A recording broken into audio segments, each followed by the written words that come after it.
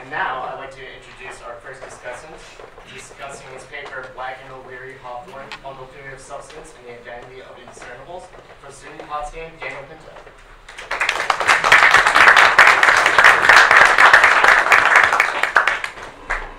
Good morning. Good morning. Yeah.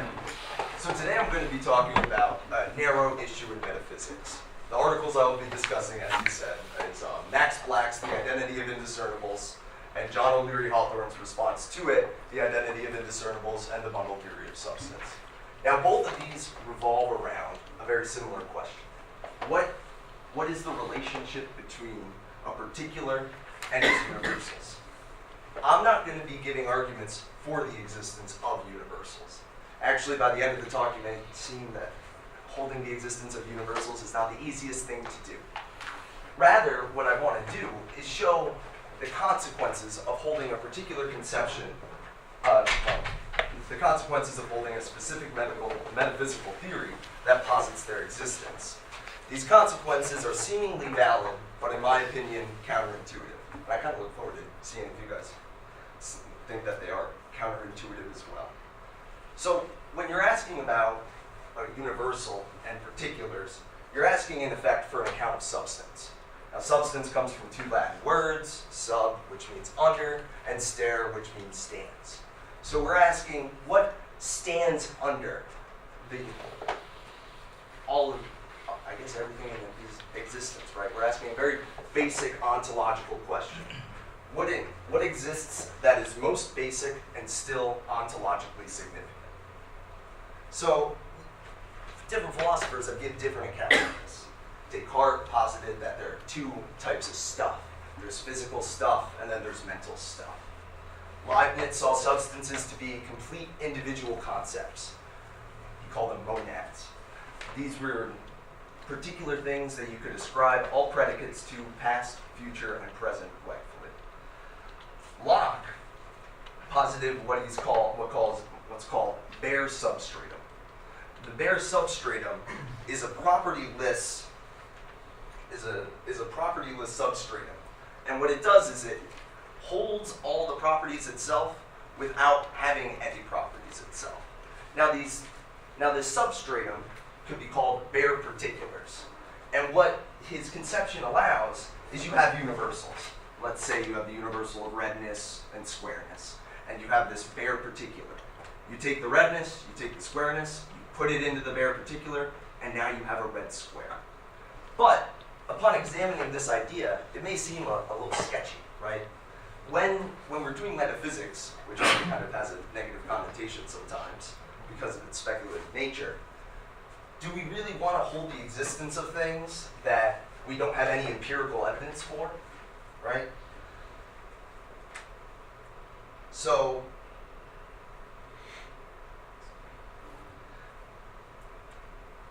what we can do is reject the bundle theory of substance in light of us not having any empirical evidence for these things. What it's in effect asking us to do is to hold the existence of something that is essentially essenceless. Now, if you still want to maintain the existence of universals, what would a particular then be? A particular can only be a bundle of universals. And this is the bundle theory of substance, in essence. So, the bundle theory of substance, and same with the substratum, I believe, you have to follow basic rules that kind of allow for you to have this discussion coherently. And one of them that I have on the handout is the constituent law of identity. Formally put, it says that it is impossible for numerically distinct objects to have all their constituents in common. Less formally put, what it basically means that sameness of constituents entails sameness of thing. Now, if you hold the bundle theory of substance, and you also want to maintain the constituent law of identity, then it is logically impossible for numerically distinct objects to have all their properties or universals in common. And just kind of a random side note, I'm going to be using properties and universals interchangeably. This could be a contestable claim, but for the purposes of my talk, properties and universals are interchangeable, and also universals consist of relational universals and non-relational universals. So relational universal would be to the left of or to the right of. Non-relational universals would be color, size, shape, right? So the bundle theorist is logically committed to the principle that I just stated. And that principle is the identity of indiscernibles. What it says, less formally put, is that sameness of properties necessarily entails sameness of thing. And it's very important to notice that the bundle theorist is logically committed to the identity of indiscernibles. It's impossible to be a bundle theorist and say, well, the identity of indiscernibles is false, right? And it's a matter of logical necessity. And what Max Black does in his article, which is a very cute little dialogue between A and B, is he draws this principle into question. What he tries to give through 3 different counterexamples are instances where sameness of property does not entail sameness of thing. We're going to be only examining one of them. It's the simplest of them all. So what he's in effect asking is, do numerically distinct objects need to have at least one property not in common? Is it really logically possible for 2 objects or particulars not to share all the same universals? Now, the example that we're going to be examining runs like this. Imagine a universe, a possible world, whatever you want to call it, where there exist 2 qualitatively identical metal spheres, which means they share all the same universals, relational and non-relational. We can say that they're made of chemically pure iron. They both have the diameter of 1 mile. They have the same temperature. Now, the question is this an instance where sameness of property does not entail sameness of thing? Now, what I'm going to just unpack right now is how you can't show which one is which, but you know that there are 2. There are still 2 bundles of universals here. So you can't label them, right? Because if you were going to label them, you need somebody to observe the 2 of them. And from the very rules of the thought experiment, the only thing that exists in this universe is the 2 spheres themselves. Furthermore, you can't just think of one and then allow that to name it. You can try. It's very frustrating.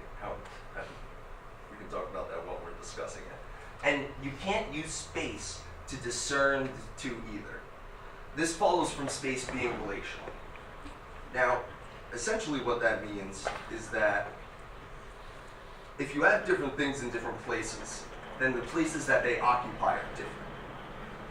But in order to show the places where the places were different, you would first have to show in some way which sphere is which. And you can't do that because you still can't label them. So, is this a case where sameness of universals does not entail sameness of thing? For every property or relation, which for the purposes of this talk again is universals, one tries to point out it is exactly the same in both. But again, from the very rules of the thought experiment, there exist 2. Now, this could be taken as a counterexample to the identity of indiscernibles. Again, we'll recap. As a necessary truth, there only needs to be one logically coherent counterexample where it does not hold. The fact that the identity of indiscernibles holds in everyday experience doesn't ground us out. And it really should kind of seem intuitive that the identity of indiscernibles isn't violated in our everyday experience. We always can find some property or some relation that allows us to discern this object from that object, even if you're just seeing a series of objects coming off like a conveyor line at a factory. You can stand there and say, well, this one is to the left of that one, and this one's to the right of that one, even though they have all the same redness and the same shape, right? So the logical necessity seems to be undermined in this example. And because it is logically possible for the identity of indiscernibles to be false, even though that doesn't happen in our empirical reality, the bundle theory of substance can be rejected on this reading. And it seems as though most people have read Max Black to be able to reject the bundle. People would reject the bundle theory of substance because he gave a logically coherent counterexample to the identity of indiscernibles. John O'Leary Hawthorne contests him on this point. And what he does is he in effect is asking you to, well, what he tries to argue is that Black's thought experiment does not defeat the bundle theory of substance, the bundle theory. And as a result, the bundle theory can be used to salvage the identity of indiscernibles.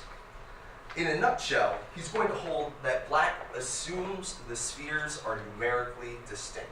So when I was talking to you earlier and I said that there were two spheres in the example, I was speaking loosely. I wasn't actually representing through my words what actually is the case in the counterexample. What he wants to, first, to just give bundle theory some plausibility, he says, when you think of universals, take an immanent conception of universals.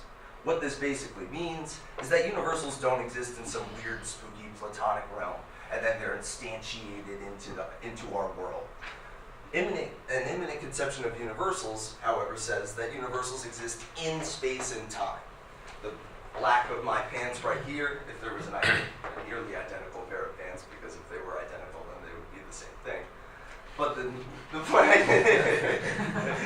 nearly identical. But yeah, so if I had a very similar black pair of pants with the same blackness, I can have that blackness here and the same blackness there. This just follows from what it is to be a universal. A universal is something that can be, by definition, in more than one place at the same time. So particulars are nothing more than bundles of immanent universals, which means at the most basic metaphysical level, there are universals standing in relation to each other.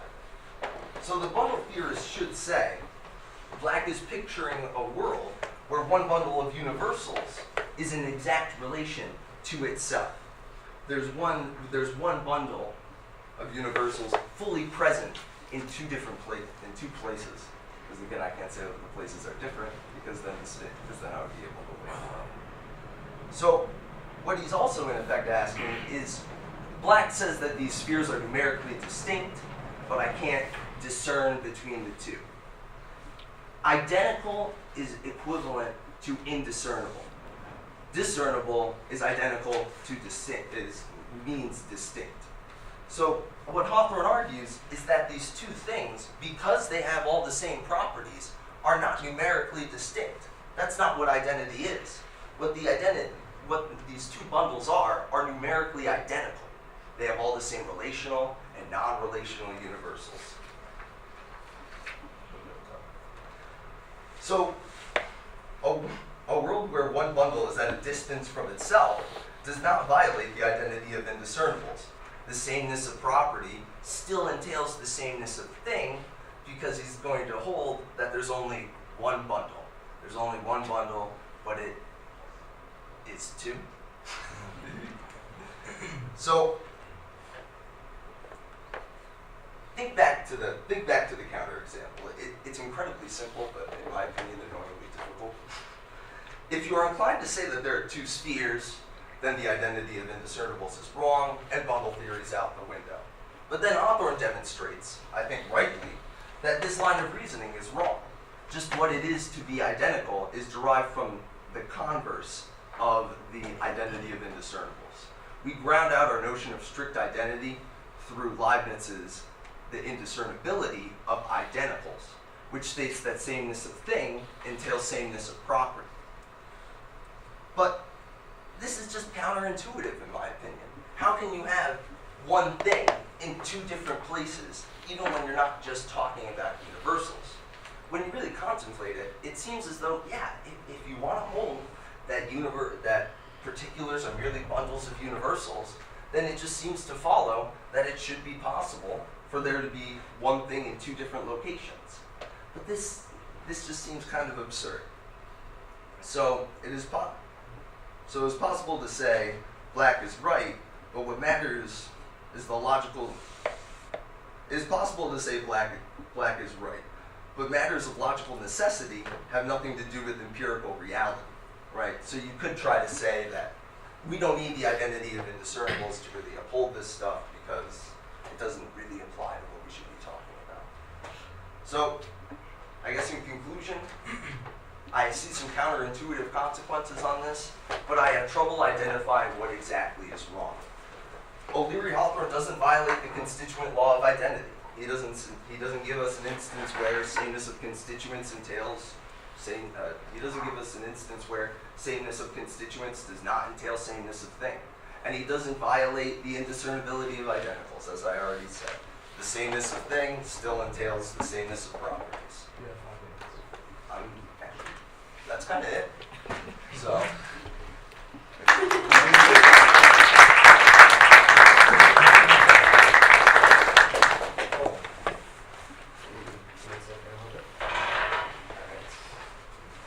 Now we're going to have our discussants come up and ask a few questions in order to spark some more questions. So I'd like to welcome Timothy Clark.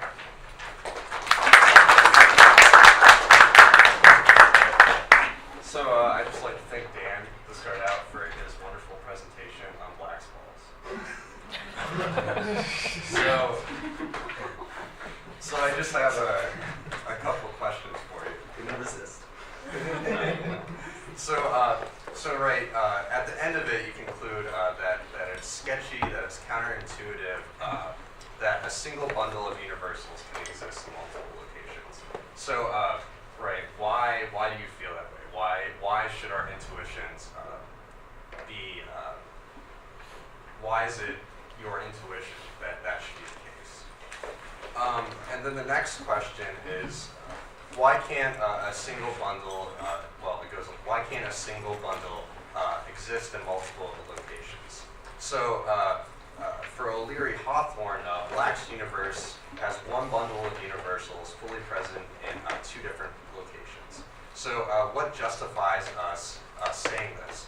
How are we able to distinguish between the eminence, between the universals being eminent as one bundle in two locations versus saying that there's two spheres present in two numerically distinct locations? And then for numerical identity, right? What grounds out numerical identity in the first place? Is it really a property? And that's all. All right, thank you. Stand in. Sure. I'll stand up again. So kind of starting off with one of the first, well, actually I'll start with the end. What grounds out the idea of numeric, well, I guess what grounds out the idea of identity, as I said earlier, is the identity of indiscernibles, right, or the principle of identity. So, yeah, when we have numerical identity, I guess that's where the sketchiness comes in. And when you try to say, what's so weird about there being a single bundle of universals in more than one place, what I want to say is that when you say there's only one single thing, when you say that there's a single thing, it's only one.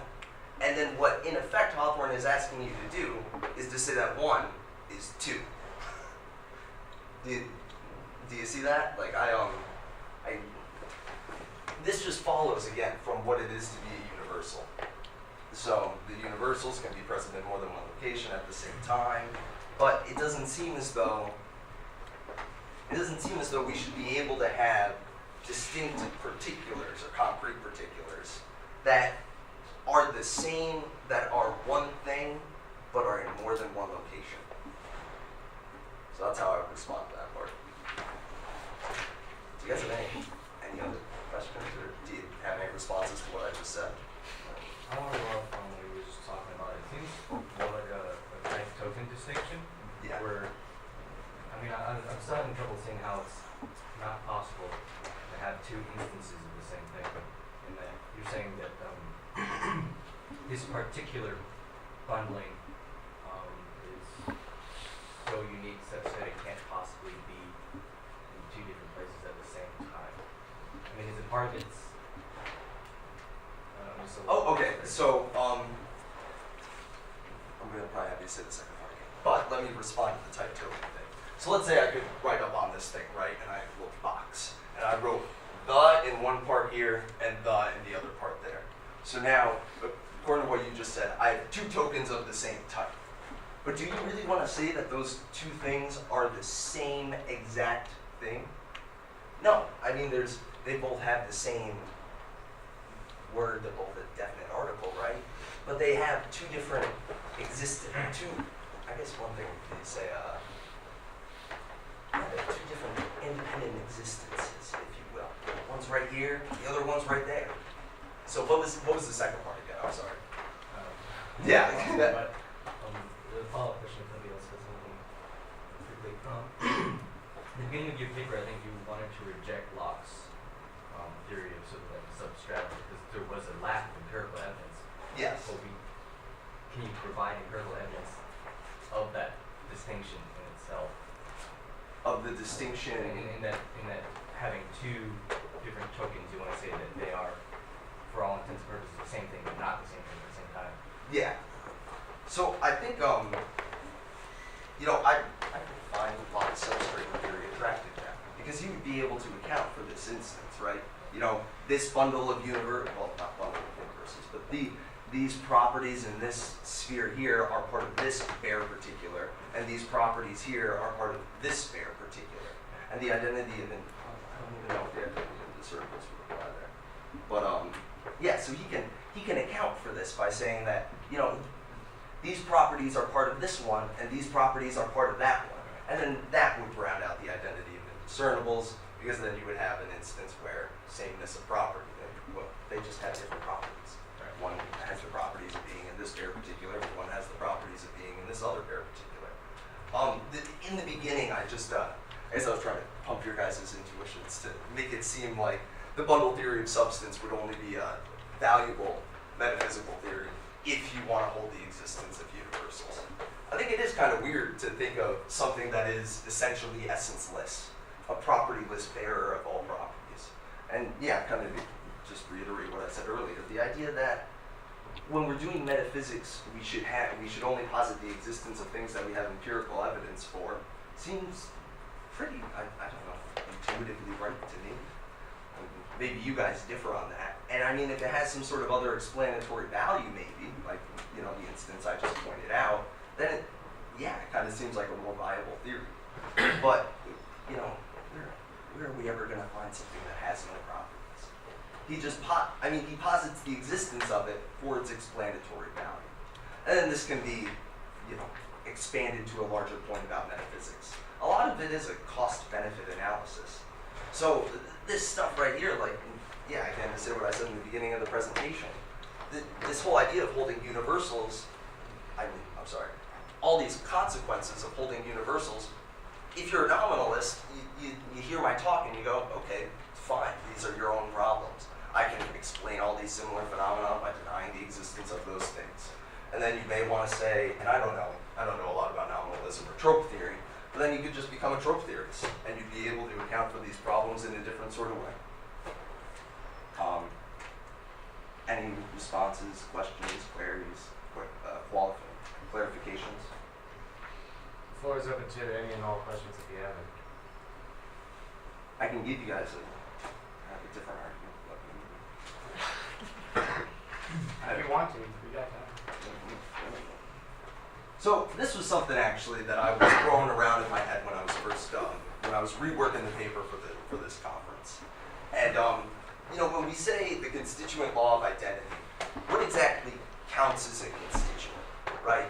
So let's say that we were, just kind of for all intents and purposes, to assume it was the case that relational universals did not constitute a particular's identity, right? This could follow from maybe having like an idealist position like Berkeley or whatever. Now, if you take the identity of indiscernibles into your mind when you're thinking about this, and you also take in the bundle theory of substance, let's say you had an example where you just have a similar sort of universe like Black describes, all except you have, let's say, 3 bundles in an asymmetrical relationship, right? So now, though those properties of relation, those universals of relation, do not constitute that particular's identity, they still allow you to say that these 3 different bundles are the same, they're the same thing, right? Well, sorry, I'm butchering this, but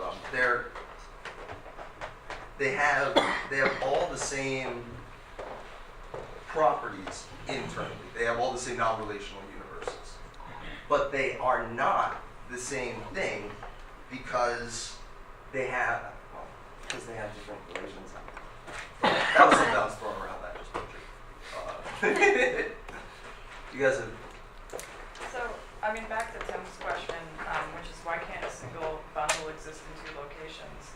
I mean, I don't know if I'm just breaking the rules of metaphysics and talking about something that, you know, is, I guess, linguistic, but I mean, we could say that a bundle of universals can exist in two places, but as two numerically distinct objects.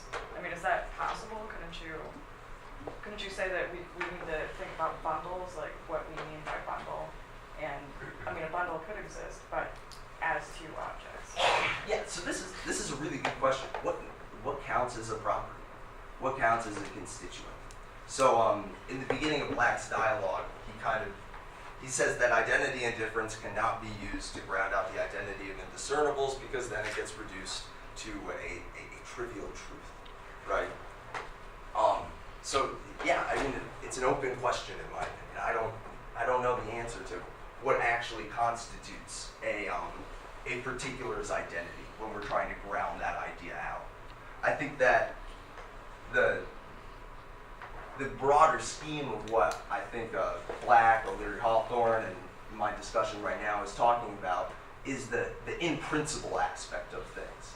So let's say we don't know how to define these different particulars' identities, but we can still stipulate, if you will. We can still say, well, if we take relational universals into account, then this follows, and if we don't, then this follows. So, did I answer the question, or did I dance around it? I mean, no, I think you did. Do you have something to say? Me? Oh, No, okay. It seems like when you're talking about, I'm not sure what my question is, but I just have some thoughts bouncing around and Yeah. give me some clarity. Sometimes I'm not sure what my answer is. When you talk about, because Black wants to say that the place he's construing like doesn't have space. Is that correct? Like it's not spatial? I guess the way I would respond to that is to say that space is relational. So there is space. I mean, I think this goes back to a discussion, if I remember correctly, between Leibniz and Newton, where, you know, is space something that's a box that you then fill things into? Then, you know, then you could round out, if that was the case, that this thing occupies this space and this one occupies that space. And those are two numerically distinct places. But I think, I'm no physicist, but I'm pretty sure that modern physics holds that space is relational. So, yes, space exists there, but not space is kind of a way that we could. We couldn't use the spaces that the two different bundles occupy in, I can't even say different there really, can I? That the two bundles occupy in Black's thought experiment to ground out the identity of indiscernibles. Because then, to say that this one exists in this space and this one exists in that space, you would need to first know which one this one is and which one that one is.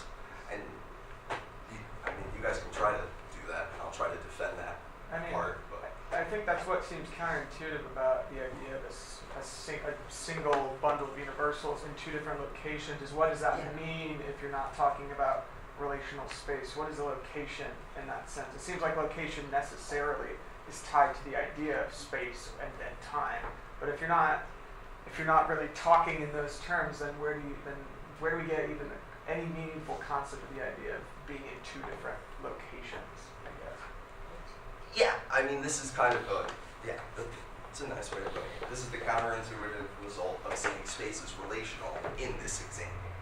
But the space, the space kind of built into the thought experiment is. So, yeah, I don't know. Anyone else? I'm sure you guys can say something in the back there. Come on. Any other questions? All right, well, thank you.